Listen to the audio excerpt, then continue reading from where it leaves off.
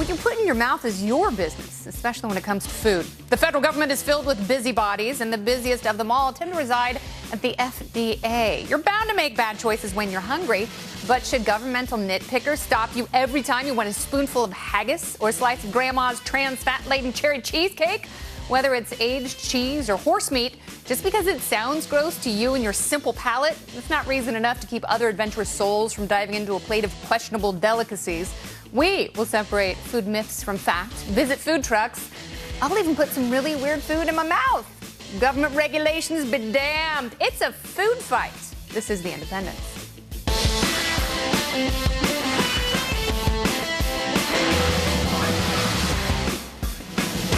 Hi there, I'm Kennedy, your hostess, with a pair of man morsels. It's Reason Magazine, editor-in-chief Matt Welch, and Camille Come and Get Me Foster from Freethink Media. Together we are The Independents.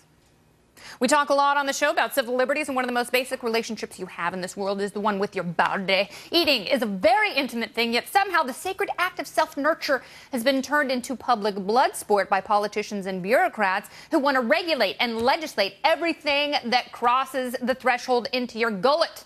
We have a party panel that is certainly ready to party when it comes to food.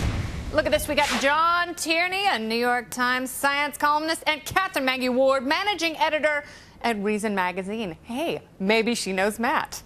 Well, let's start with the stuff the government has tried to ban. And Catherine, you have been investigating this beat for years now.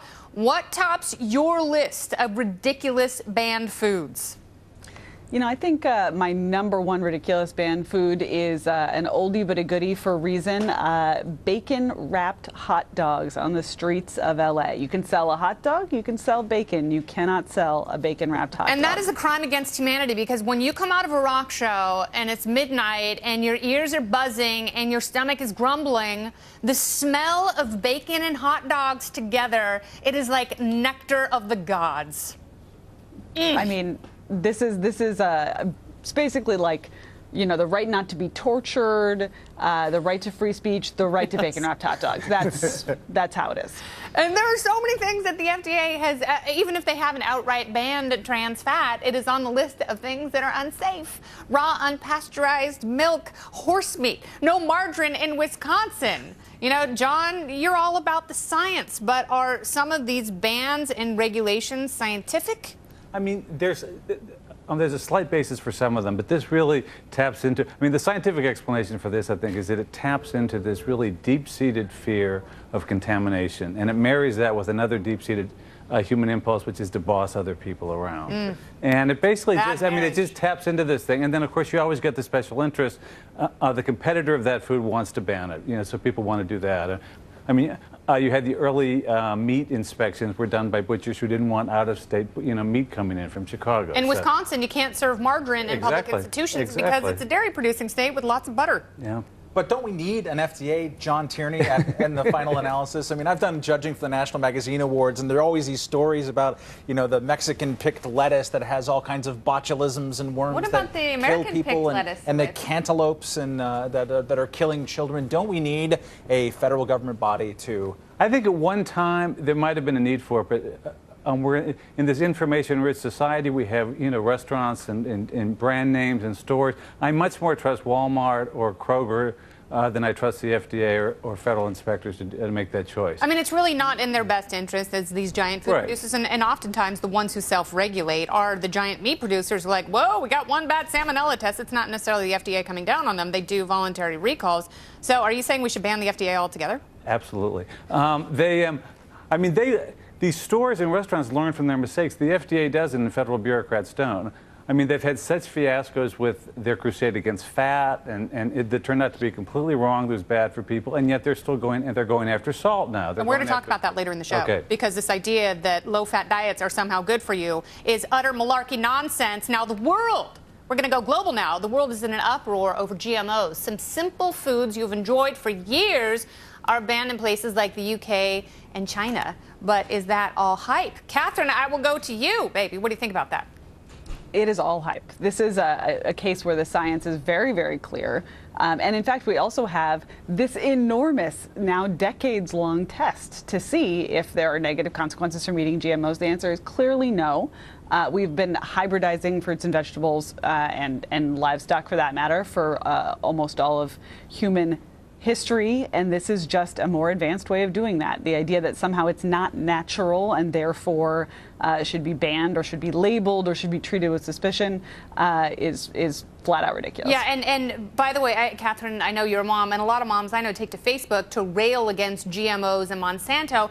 Oftentimes, their information war chest is only half stocked. What can you say to people who are terrified that GMOs are somehow going to alter brain chemistry and turn us into mindless hulks?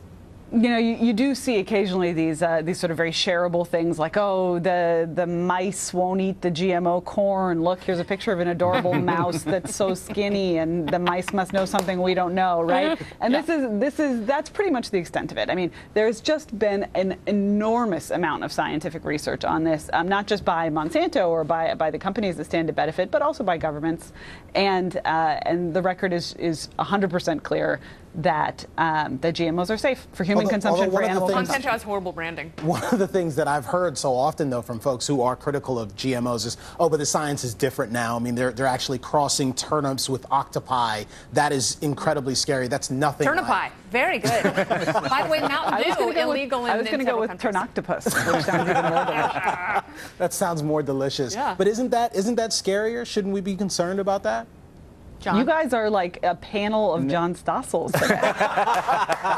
I'm not in the least concerned about it. I trust Catherine's summary of the science and the summary of the science. Yeah. I mean, I think that it's not only silly to be doing this, but it's really, considering how much hunger there is in the world, it's immoral to be trying to, especially let them eat tofu in Africa instead. Let's And talk about that we're for a imposing our Whole Foods mentality and morality on the rest of the world, where they just want to grow some friggin' wheat and corn. Has there actually been deleterious effect on poor populations by this kind of rich world snobbery about food choices? Absolutely, because Africa can't grow this GMO because the European market won't accept it, and therefore they've been deprived of this. And we had this great first green revolution that saved India, and there's been so much resistance to this new technology that there hasn't really been another great green revolution. But is there much to stop them from growing it and eating it themselves? But it's hard to grow a crop if you can't do it for export, too. I think it's basically just slowed down the whole process. And it's also slowed down research. You know, the same institutions like the Carnegie Institution that used to finance a lot of this work have stopped financing it or have reduced their funding because it's unpopular with environmentalists. And I do think that's immoral. I mean, that's a main priority, is to be feeding people in the third world and to let our rich persons, kind of, our phobias get in the way of that is terrible, I think. No, it is. It's very simplistic, and we're turning them into isolationists. And sometimes the only stuff you can grow happens to be GMO, especially if you want to feed a lot of people and if you want to have healthy exports. Right. I mean, all the food that we eat and all the stuff that locavores grow in their gardens comes from thousands of miles away. It was bred somewhere else. Columbian exchange, Yes, baby. Thank you for exactly. those potatoes. I absolutely love it. And tell us about breakfast cereals and some of the dye that has been 86 in other countries. Catherine, you want to weigh in on that and on these Fruit Loops?